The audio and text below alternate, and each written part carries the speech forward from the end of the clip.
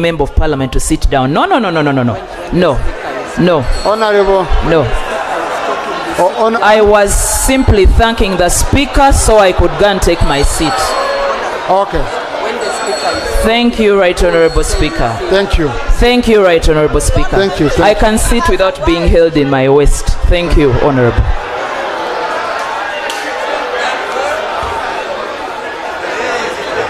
Thank you. So,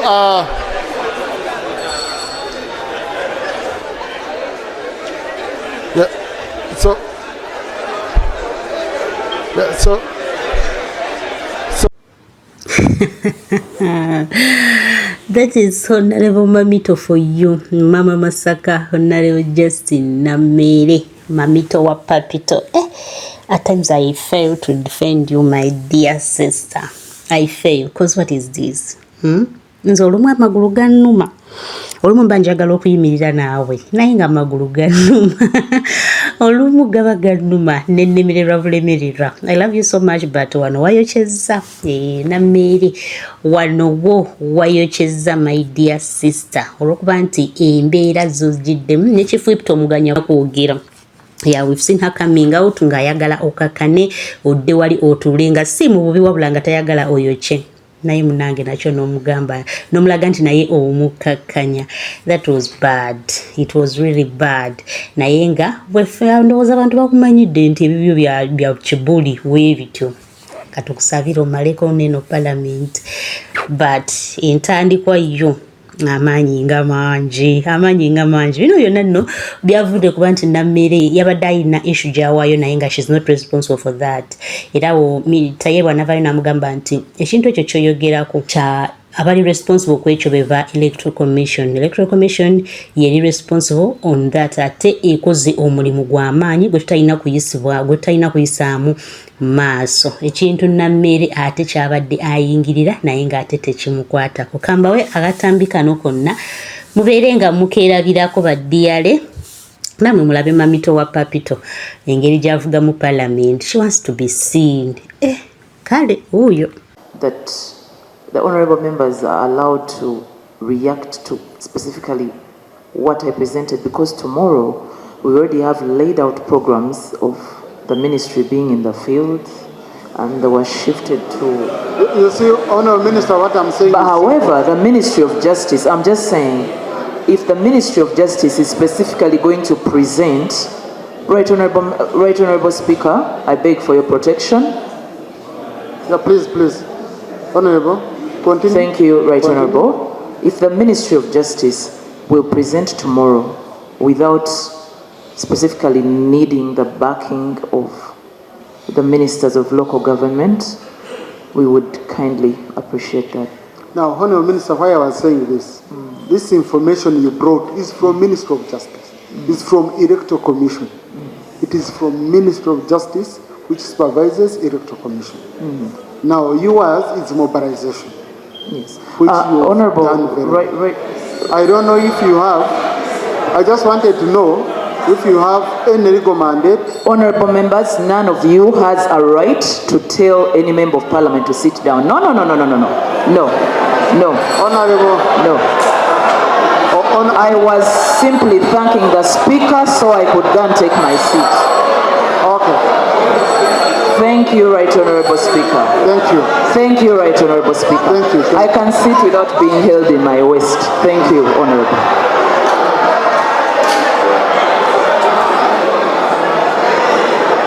Thank you.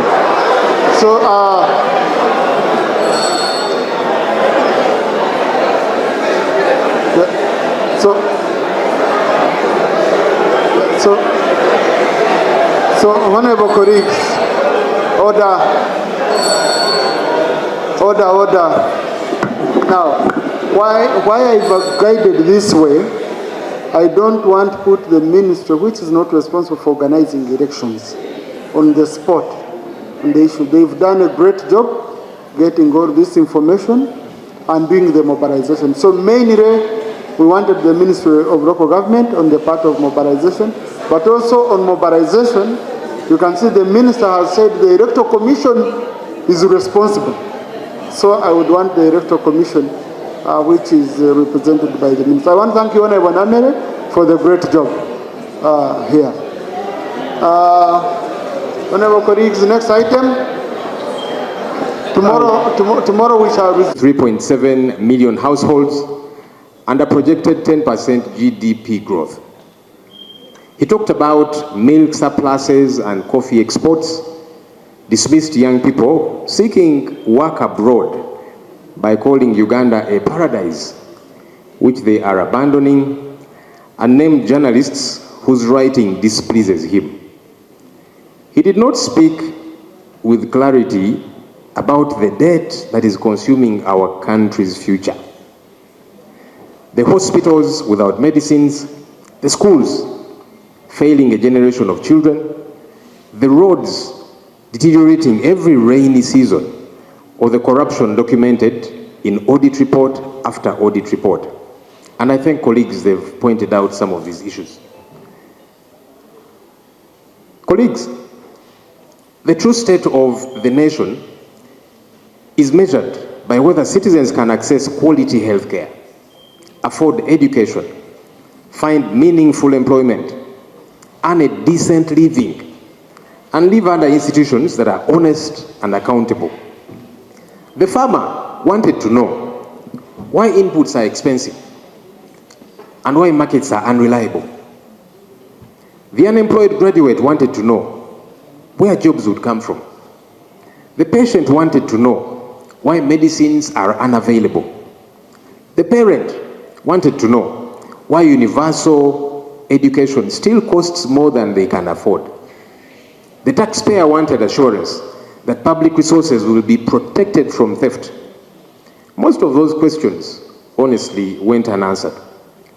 Right Honorable Speaker, I have prepared this response drawing on official government and public institutional sources, including the Auditor General, Uganda Bureau of Statistics, sector performance reports, budget documents, and parliamentary committee findings, reports that we have passed here as Parliament.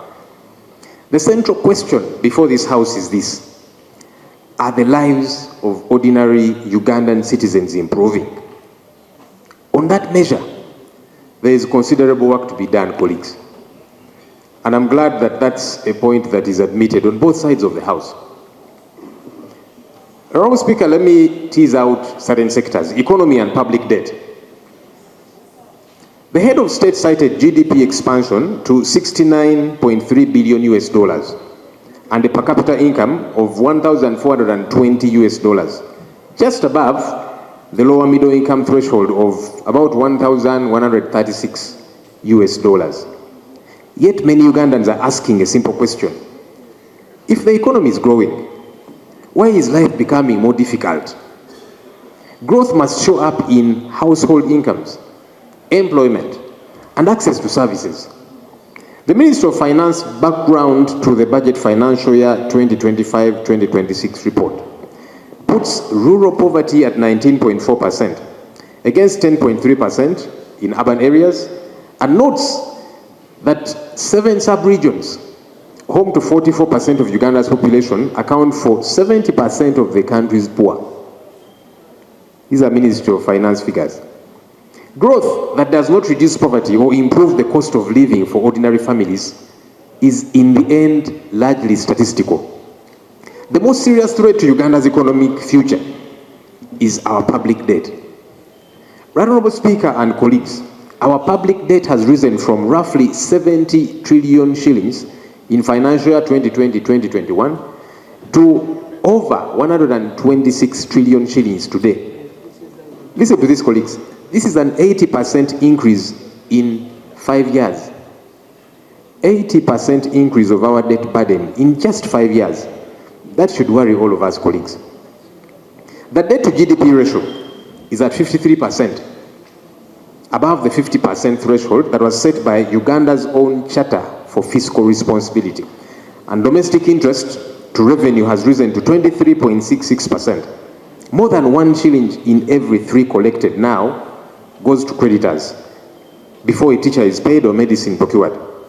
Interest payments have climbed steadily from 3.9 trillion shillings in financial year 2021-2022 to a projected 13 trillion shillings in financial year 2026-2027, for a cumulative 46.9 trillion over 6 years, all flowing to foreign-owned commercial banks. The financial year 2026-2027 budget adds a further 185.5 billion in commitment fees on loans signed but not yet used. These are loans signed but not yet used. We have got to pay 185.5 billion shillings. This should be criminal. This is wastage, money that is supposed to avail services in all of our constituencies. Uganda is paying for borrowing that has not happened. Honorable colleagues, we keep borrowing, but without corresponding returns. The Auditor General has reportedly flagged weak project implementation, delayed completion, cost overruns, and underutilized borrowed funds. Among them, the Lobowa Specialized Hospital arrangement with Enrica Pinetti, the local construction bailout, the Day Biopharma bailout, the Inspire Africa Coffee venture in Ntungamo, and the Achieng Sugar Factory under UDC. All private ventures financed through public borrowing, whose returns to citizens are yet to be demonstrated. Public revenue is being diverted from schools, hospitals, roads, and agriculture to service debt whose benefits ordinary Ugandans cannot see or feel. Sustainable growth requires prudent fiscal management, productive investment, value for money, and genuine accountability in the use of public resources. Honorable Speaker and colleagues, let me speak about cost of living and employment. One of the most glaring omissions, in my view, in the State of the Nation address was the rising cost of living. And we see this every day, everywhere in our constituencies. Households are grappling with food, transport, school, healthcare, and rent costs that together exhaust whatever income they earn. The U-Boss National Governance, Peace and Security Survey of November 2025 shows that food accounts. Thank you very much, Right Honourable Speaker. Right Honourable Speaker, our rules, Rule 9, but specifically 9.4 and the rest of the following rules require that about the seating arrangement in the House. Of course, I'm seeking for your guidance. The Speaker shall reserve seats for the seats, where the Speaker determines. The Speaker shall ensure that each member has a comfortable seat, taking into consideration the age or disability of a member. That is 7 of 9. Right Honourable Speaker, as you can see, all the entrances and exits of the chamber are filled with members. I am seeking for your guidance on how we shall continue to proceed, especially in case there is a fire alarm, the stampede that can happen, and how we shall manage. Thank you very much, Right Honourable Speaker. Thank you, honorable colleagues. The rules require me to preserve a seat for each member, but I can only preserve what is available. Okay? I can only preserve what is available. Now the seats I want preserved are seats of government cabinet, opposition cabinet. We have seats for our elderly and the disabled. In that corner, where Honorable Victor Karanza and Honorable Namara are, those are reserved seats. We had also reserved the seat for Honorable Anton Akor because of his height. He had. You can see. You have the evidence, honorable colleagues here. So now I don't know how he can fit there. But colleagues, I request you to bear with us. I request you to bear with us. we have received a report on the progress of our new chambers, and we are going to be meeting our contractors. The Right Honourable Speaker, we talked as I was entering here, he was reviewing that report. We are putting them on pressure. The progress these days has been good because we had to use other methods of even insisting on paying subcontractors directly so that work could move, you know. And we promise by the end of next year, the chambers will be ready. But for now, we should be improvising. But honorable colleagues, the house has just started. I want to have reality. I want after 6 months, I also want you to be full like this. I request you.